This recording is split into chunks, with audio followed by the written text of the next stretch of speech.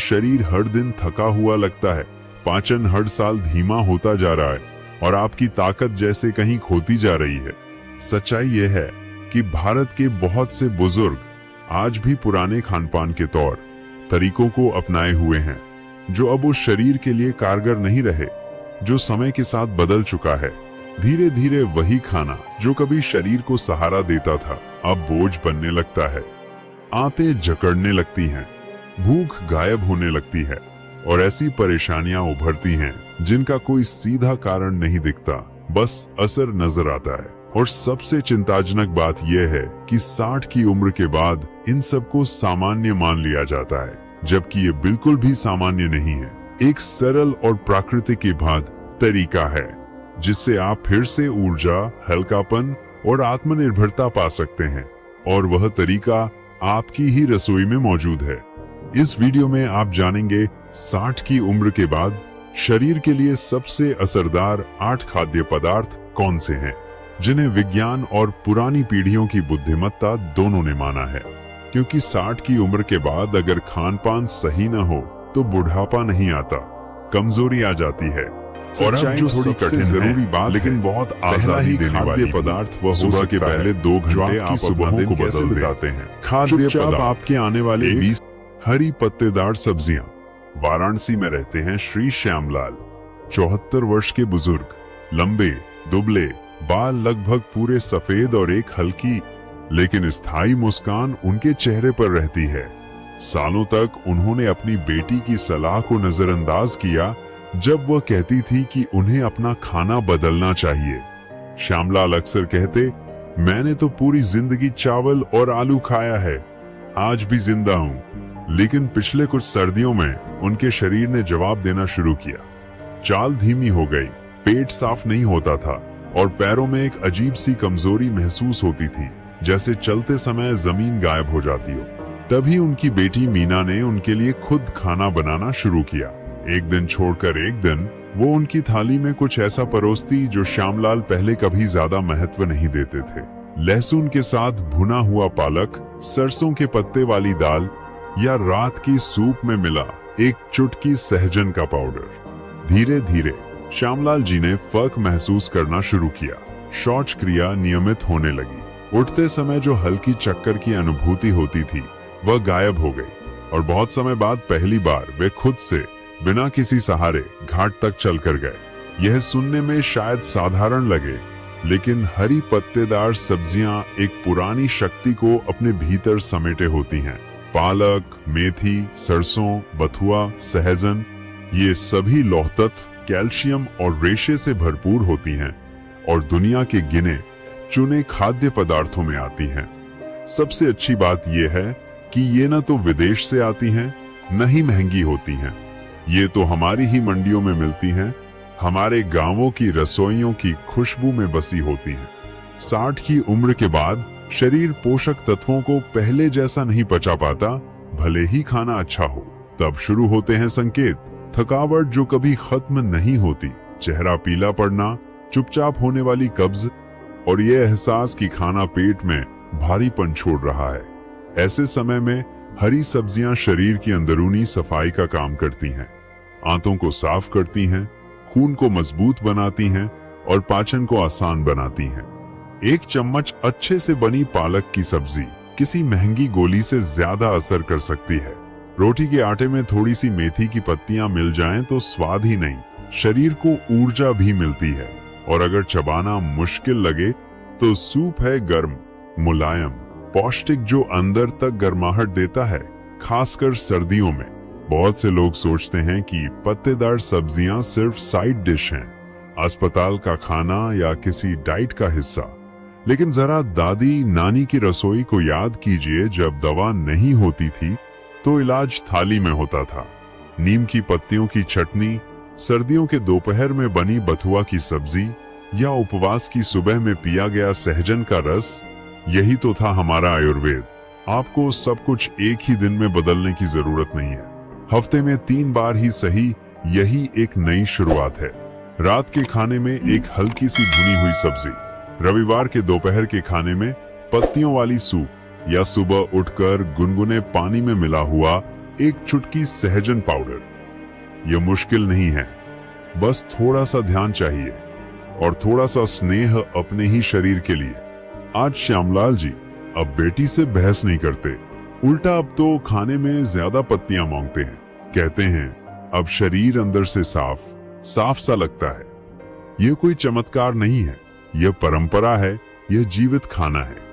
ऐसी सब्जियां जो हमें जमीन से जोड़े रखती हैं मजबूत जड़ों की तरह। और शायद जो कमी हमें सालों से महसूस हो रही है वो किसी नई दवा की नहीं, बल्कि एक मुट्ठी हरी पत्तेदार सब्जी की है। और जब शरीर अंदर से हल्का लगने लगता है तो एक नया निमंत्रण जन्म लेता है, चुपचाप और गहरा। बदलिए वो चीजें जो आपकी सुबहों को, दोपहरों को और ताकत को टिकाए रखती हैं। खाद्य पदार्थ 2, साबुत अनाज और मोटे अनाज। कई दशकों तक सफेद चावल और महीन मैदा ने हमारे खाने की थाली में मुख्य स्थान बना लिया। ये सफेद होते हैं, नरम होते हैं, जल्दी पकते हैं, लेकिन भीतर से पोषण में बहुत कमजोर होते हैं। जैसे जैसे ये पॉलिश किए हुए अनाज हमारे जीवन में छा गए, वैसे वैसे बाजरा, जौ, रागी और देशी गेहूं जैसे मोटे और सच्चे अनाज पीछे छूटते गए। मगर अब पहले से भी कहीं ज्यादा समय आ गया है कि हम इन्हें फिर से अपनी रसोई में स्थान दें। क्या आपने कभी महसूस किया है कि हमारे दादा दादी का खाना हाथ में भारी लगता था लेकिन शरीर पर हल्का असर करता था? बाजरे की रोटी का एक टुकड़ा पेट को घंटों तक संतुष्ट रखता था। रागी का गर्म हलवा या खीर ताकत देता था लेकिन पेट में भारीपन नहीं करता था।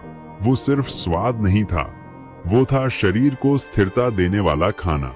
कई लोग नहीं जानते कि बाजरा, रागी, ज्वार, ब्राउन राइस और देशी गेहूं जैसे अनाज सिर्फ पेट भरने का काम नहीं करते, वे शरीर को धीरे धीरे नियमित रूप से ठीक भी करते हैं। ये ऐसे अनाज हैं जो शरीर से संवाद करते हैं।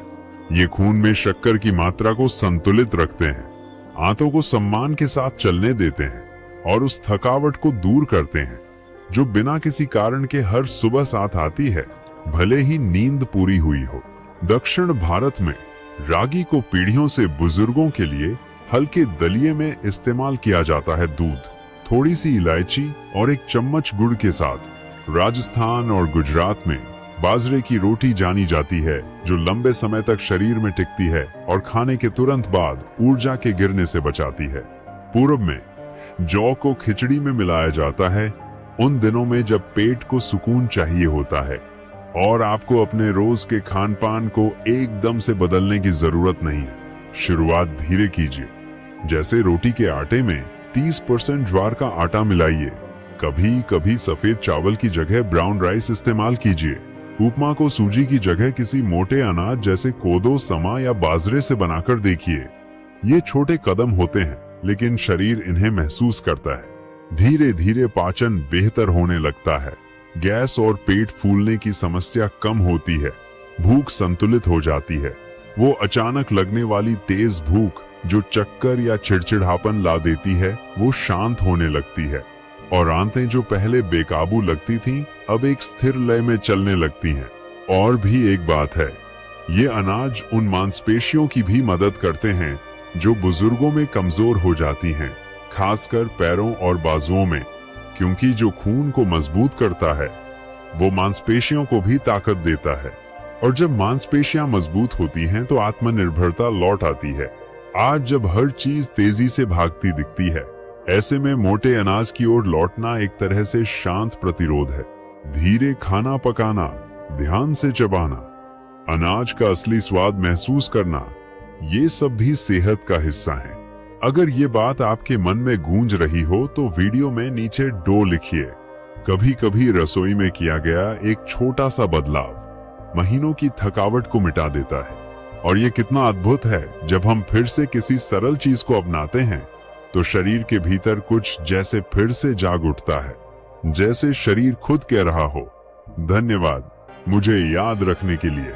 और जब शरीर अंदर से मजबूत होने लगे, उन खाद्य पदार्थों से जो ऊर्जा को धीरे धीरे और स्थिरता से देते हैं, तो फिर शरीर का एक और हिस्सा होता है जो ध्यान मांगता है। वो जो हमारे चलने को संभालता है, रीढ़ को टिकाए रखता है और हर रोज के छोटे कामों में साथ देता है। खाद्य पदार्थ 3, दूध और डेयरी उत्पाद। 70 की उम्र के बाद बहुत सी चीजें धीरे धीरे बदलने लगती हैं और अक्सर बिना बताए। वो सीढ़ियां जो कभी आसान लगती थीं, अब थोड़ा ज्यादा प्रयास मांगती हैं। जमीन थोड़ी दूर सी लगती है और कभी कभी अच्छा खाना खाने के बावजूद पैरों में कमजोरी आ जाती है, घुटनों में दर्द होता है या कुर्सी से उठते ही कूल्हों में तकलीफ महसूस होती है। क्या आपने भी कभी ऐसा कुछ महसूस किया है? ऐसे समय में शरीर हमें संकेत देने की कोशिश कर रहा होता है, अब मुझे सहारा चाहिए। और ये सहारा अक्सर शुरू होता है कैल्शियम से। कैल्शियम एक चुपचाप काम करने वाला खनिज जो शरीर को मजबूत रखने में बेहद जरूरी है। दूध, दही, पनीर और दही से बने व्यंजन भारत की खानपान परंपरा का जीवंत हिस्सा हैं। हमारे दादा दादी के जमाने में जब संसाधन कम थे, तब भी इनका स्थान थाली में बना रहता था। सोने से पहले एक गिलास गर्म दूध, दोपहर के खाने में दही का एक चम्मच, रात के खाने में हल्के मसाले वाला पनीर। यह विलास नहीं था, यह समझदारी थी। ये सभी खाद्य पदार्थ शरीर को वो सब देते हैं जिसकी जरूरत है, बिना पाचन तंत्र पर ज्यादा दबाव डाले।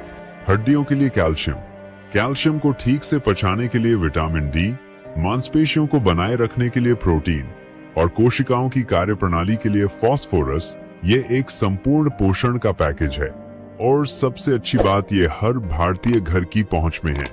हालांकि बहुत से बुजुर्गों ने दूध से दूरी बना ली है, पेट फूलना, गैस बनना या भारीपन महसूस होने के कारण। लेकिन यहाँ एक अहम बात है, अक्सर समस्या दूध में नहीं होती बल्कि उसे लेने के तरीके में होती है। उदाहरण के लिए ताजा अदरक या एक चुटकी हल्दी डालकर उबाला गया दूध ज्यादा आसानी से पच सकता है।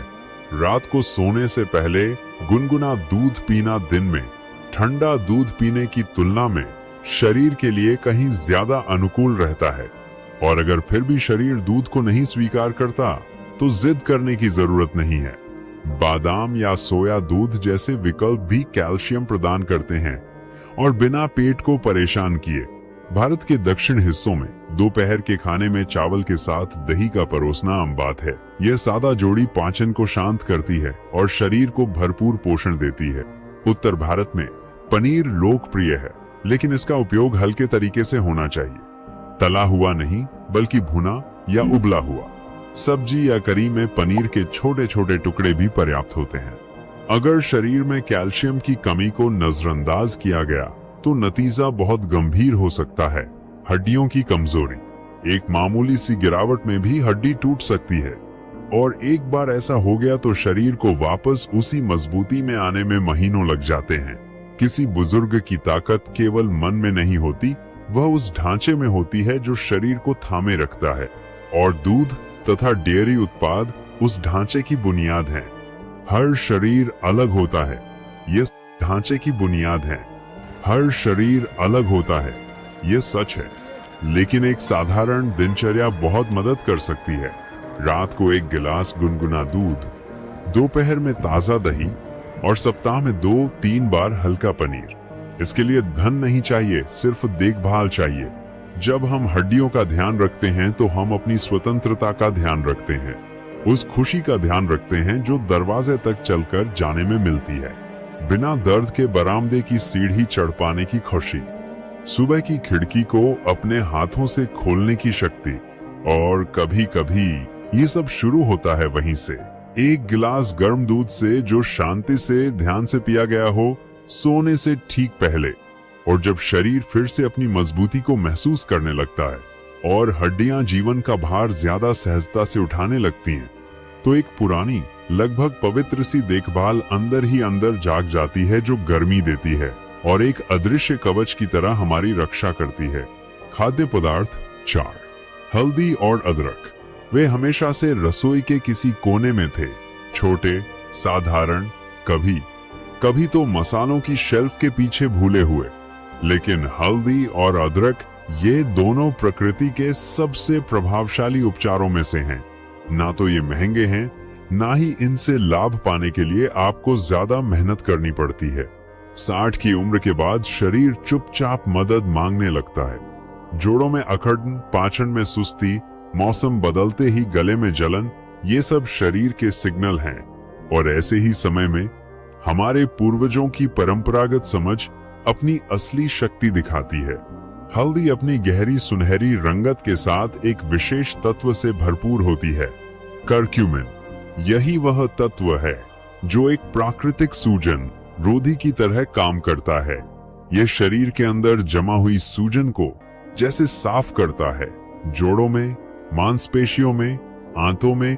वहीं अदरक अपनी हल्की तीखी गर्मी के साथ पाचन को सक्रिय करता है, मतली कम करता है, रोग प्रतिरोधक क्षमता को बढ़ाता है और उन सूखी खांसियों को शांत करता है जो सर्द सुबहों में लौटती रहती हैं। क्या आपने कभी सोने से पहले हल्दी वाला गर्म दूध पिया है? यह आयुर्वेद का एक अमूल्य उपहार है। सिर्फ एक चुटकी हल्दी को दूध में उबालिए, चाहे तो थोड़ी काली मिर्च मिलाइए। यह मिश्रण न केवल गहरी नींद देता है, बल्कि जोड़ों के दर्द को भी कम करता है।